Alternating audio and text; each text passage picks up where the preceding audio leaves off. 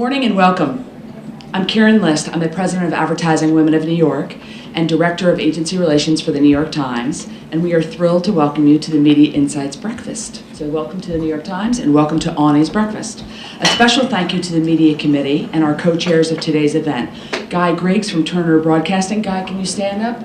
Guy, we're welcoming you. Say hi to everybody. Guy and Shivani from Washington Post Digital. They're our co-chairs and they put together a really sensational program and we just want a special thank you to both of you. So thank you.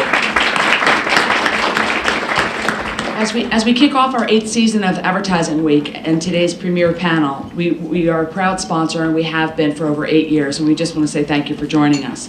In addition to this morning's program, we're also hosting a multicultural panel on Thursday, also here at the New York Times, as our commitment to learning and sharing and educating, so we hope you will join us. For those of you that aren't members, and I know who you are, AWNY boasts a membership of over 1,500 strong. We're growing over 100 members a month, and our goal is to, as we approach our 100th anniversary, is to have 2,012 members by 2012. So we'll have a lot of exciting events next year, and we hope you will join us, but more importantly, we hope you will join us shortly. We invite you to join, get involved, and be part of the fastest growing advertising and communications group. You can follow us on Facebook, LinkedIn, and Twitter. And also Advertising Women of New York's website, which is AWNY.org. Today, AWNY's event serves as a catalyst for igniting innovation by bringing together industry thought leaders.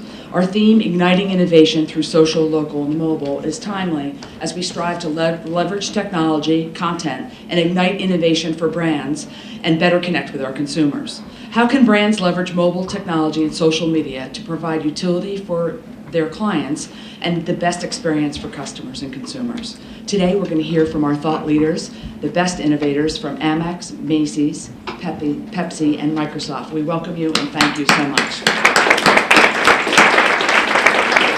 Let me introduce briefly and quickly our esteemed moderator who needs no introduction, none other than Stuart Elliott. I'm thrilled to introduce Stuart Elliott. He's our advertising columnist for the New York Times and has been since 1991. He writes the weekday advertising report as well as many other breaking news articles and features.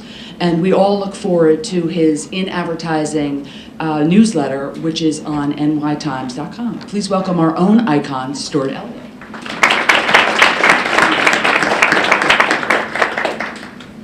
Good morning, everybody. Thank you for being here and getting up so early and joining us for this, what we hope will be an interesting and thought-provoking panel. I'm going to introduce our esteemed panelists and give you just brief, a little bit of excerpts from their voluminous biographies. And then we're going to start off our discussion of local, social, and mobile. Lomoso?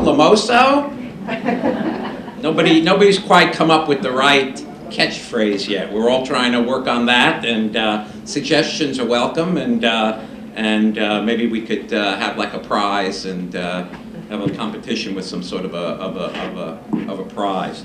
So we will start off our introductions with, good God, I think I grabbed the wrong glasses. Okay.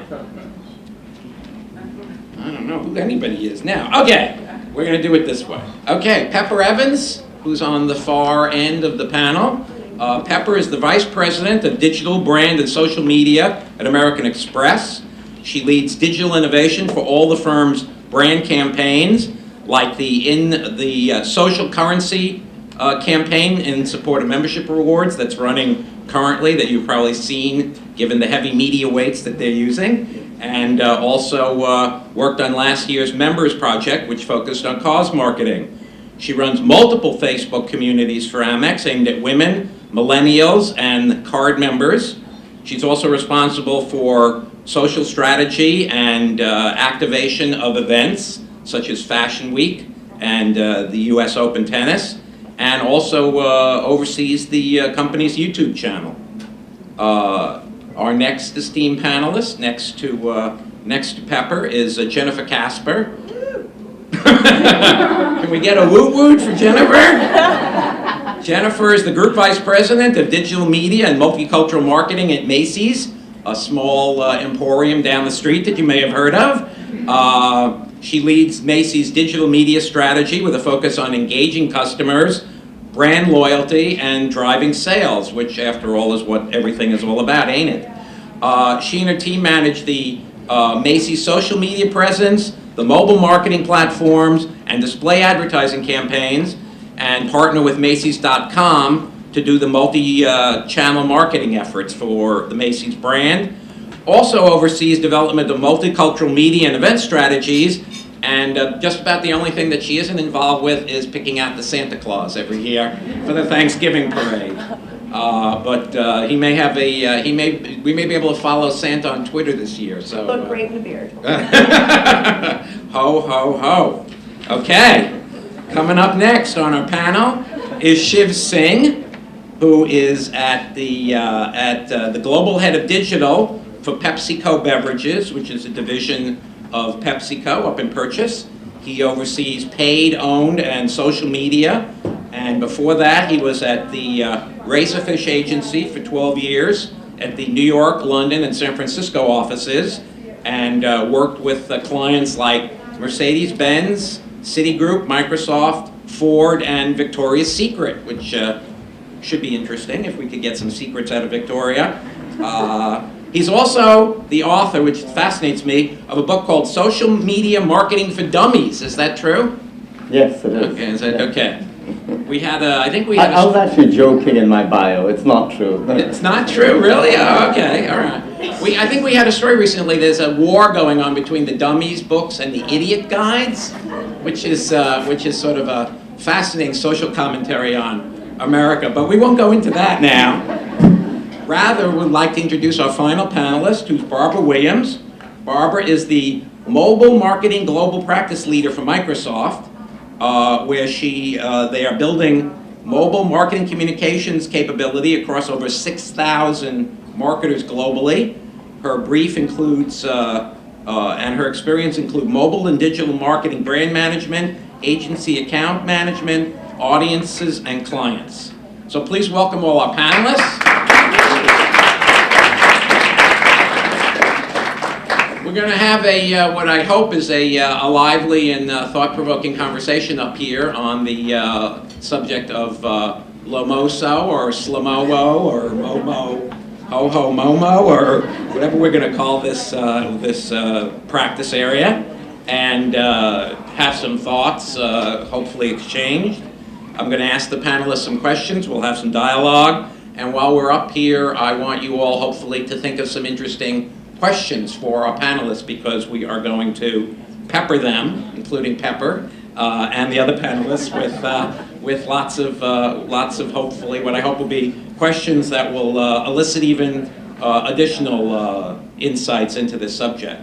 So we're going to get started, and again, thank you very much for coming. So first, we're going to start off with a sort of a general question on measuring campaigns in the social, local, and mobile area, and how those, because obviously ROI is such a significant holy grail at the moment, with sales being such a important factor for all marketers. What do you guys do when you come in and say, we got all these great new things and the consumers are all excited about it, and we have to be in this. We have to be in these areas because this is where the consumers are going. But then the folks up above you on the food chain want to know what the measurement and the ROI is on this. So we're going to start with Pepper on the far ends. So please. Sure. Well, American Express, we recently launched a game-changing application called Link Like Love that really brings our offline value proposition, where we're connecting buyers and sellers and bringing our card members fantastic offers from our various merchant partners around the country. We actually have now translated that into Facebook, where you can now get incredible offers in Facebook and also Foursquare just by checking into a location. And this has been really an exciting development for us, and I think really shows how we're transforming our business from a kind of more traditional offline business into the digital space. And what's great about it is that we can actually measure the impact of this program very simply by the number of people who are checking into our merchant partners and then redeeming the offers that we have. And what's great for merchants about it is that they don't have to have coupons, they don't have to train their staff, there's nothing on the front end that they have to do. We do everything on the back end, and so it's actually very, very easy for us to track and report out to our merchant partners. They get a dashboard actually where they can see the progress, how many people have checked in, taken advantage of their offers, the savings that they've had, how many people are coming back. And so it's actually very, very quantifiable for us, which is fantastic. Okay. Jennifer? So we've started to look at the space at Macy's in more relative to engagement than anything else. As you may have observed, we run a sale ad or two, and we are able to measure a lot of those. And we've been given this privileged position with the social space to treat it as a different marketing platform and to look at it as a forum for conversation with our customers, as opposed to communicating to them over and over the sale messages that they're hearing through every other channel. Now, the irony is that when we ask our customers, and we posted a question last week, what people love about shopping at Macy's, just periodically to check in with them, and sales emerged and coupons emerged as the biggest words in our word cloud when we did the analysis. Fortunately, shoes came out as number 3, so we're getting something right. But we know that our customers understand that as a piece of our brand, and we're looking to put the conversation in their hands and hear what more they want to talk about with us. And we're looking at engagement levels and setting our benchmarks against that.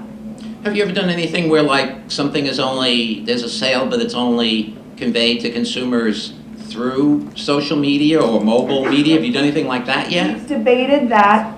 We, as many of you are probably Macy's cardholders. The customer that we're most trying to cultivate is our loyal cardholder. And so there are offers that we extend to that community of people that we'll bring into our fan base and reward those people as if they're liking Macy's as an indication of their loyalty to us. And so a friends and family offer or a VIP offer that we would normally reserve for our cardholders, we extend to our fans. And there is, that's been quite effective in generating some fan growth. But we're expecting that the people who are our fans are also likely our cardholders. So it's sort of an echo effect where you're doing it for the loyal card holders, and then you're also extending it into the social realm because you can get a lot of them there, but that's correct. Yeah. But you haven't yet done it the other way around. We haven't, because I think ultimately we're looking to create loyalty among our customers, and that Facebook ends up or Twitter end up being platforms where we can communicate with them, as opposed to treating that as a community where we would provide offers that we wouldn't give to our loyal customers. So we're very careful about walking that line. It doesn't mean we wouldn't consider it in the future, but right now, we're really looking at that cardholder database as being our most prized asset in terms of loyalty. Okay. Shiv? So I think in our case, it's a combination of both, if I could just build on what you both said. So on the one hand, we have very sales-driven type programs. A good example is we're the anchor sponsor for the X Factor, the reality TV show on Fox. And as a part of that, we're running this really interesting program where you take a photograph of our packaging, of our Pepsi logo right next to the X Factor logo on our packaging. You send it to an email address or SMS it, and you immediately get back certain content, exclusive content about Simon Cowell and Paula Abdul and all those crazy folks. And second prize is twice the content about Simon Cowell and Paula. Yes, more than you'd ever want. Yeah. And then there are other things. There's a sweepstakes and all. What's interesting about this is the starting point is at the point of retail when you're walking down an aisle in a supermarket and you're looking at our products on the shelf. So very easy to tie that to sales, or certainly to tie it to measure the activity around it. So that's one example. Another example, very differently, is we did this big partnership with Foursquare over the summer where we ran this very big campaign all about summertime is Pepsi time, and you check into these hot, fun summer locations, and after you checked into a certain number of them, you'd get the Pepsi badge. After you had gotten the Pepsi badge and you checked in once more, you would get special offers as well. So it was a multi-layered engagement thing. Here again, very easy to measure, both in a geographic sense as well as activity and engagement. And also to a certain extent sales. The interesting challenge though is, we're a mass scale business, we're on every street corner of every city in the country practically. To show its effect on sales directly is very hard for us. Because there are very few things that happen on a mass scale in one specific location. So that's part of the evolution. So would you say that right now it's when you say you see the results come in, are they like, the number of TV sets there were in 1950 results, or is it like the massive kind of huge numbers that make you want to do more of these sorts of things results? So I'd say it's somewhere in between. But just because the numbers aren't massive everywhere, it doesn't mean we shouldn't do it. We're still engaging with a committed user base that's growing every day, and we're building loyalty with them. Is it moving our beverage brands, whether it's Dew or Pepsi, 5% forward? No, maybe not just yet. But I think in time it will. And I guess part of the idea is that you're still getting people used to the idea that they can interact with the brands, with the products in the social media, in the mobile media, in the local media. Yeah, and I'd say for the users that are participating, which are in the hundreds of thousands or a few million, we are building loyalty with them, driving sales. But we sell hundreds of millions of cases a year. So to move that needle takes a hell of a lot of action. Right. Yeah. Right. Barbara? So as you know, that question of measurement is a huge challenge for the industry all up. And when you think about mobile, it's one that we're still tackling and have looked at mobile analytics. And no offense, but we partnered with Coke and the Mobile Marketing Association. That other company? I want you to know that Shiv is so loyal that if you notice, he's the only panelist not holding the bottle of Poland Spring, which he turned down because it's not a Pepsi. It's not a Pepsi brand, and he didn't want a picture going out of anybody tweeting a photo from here of him. I'll hold it this way so they won't get you and you get too many shot at it. I'm sorry, Barbara. Just Go don't ahead. use a Mac or iPhone. So that idea, you got me, I got you. So that idea of measuring, if you think about it from Microsoft, we have so many product categories that we operate in and so many different audiences that we address. When we start talking about what to measure, it becomes this massive matrix of, okay, where are we trying to impact our customer journey? Which customer journey are we talking about? Which audience segment are we talking about? So it becomes something very different on every campaign and every effort that we do. That said, what we tend to look at is, for those times when we have combined all three, mobile, social, and local, we look at the unique measurements for each one of those and then look at them in aggregate. So if it's that combination of those three, we'll look at what are the social media impressions that the effort garnered, what are the sentiment of those impressions, what did that create? If it's an app, how many apps did we download, and then the usage of that app. Location, what can that tell us about what retailers we're sending our customers to, or which markets are most important to us. So we look at it as a combination of, how effective is that particular strategy, as well as what business intelligence that we can gather from that. And it can be complex because, again, because of how our business is operated, we work through partners and retailers, so we're much further removed than some of our more consumer product-focused companies. So there are a lot of layers and different types of creative metrics that we have to create to look at and understand what works. But the reality is, like you said, that idea of scale and being able to look at the results of a social, local, mobile, or any combination of the two of those, and not expect the same numbers that you're going to see with traditional web or with television or some of the other traditional metrics, and have that vision to understand this is where things are going, and now is the time to do it and learn and gather those benchmarks, record them, benchmark them, and understand what you can do to make them better the next time.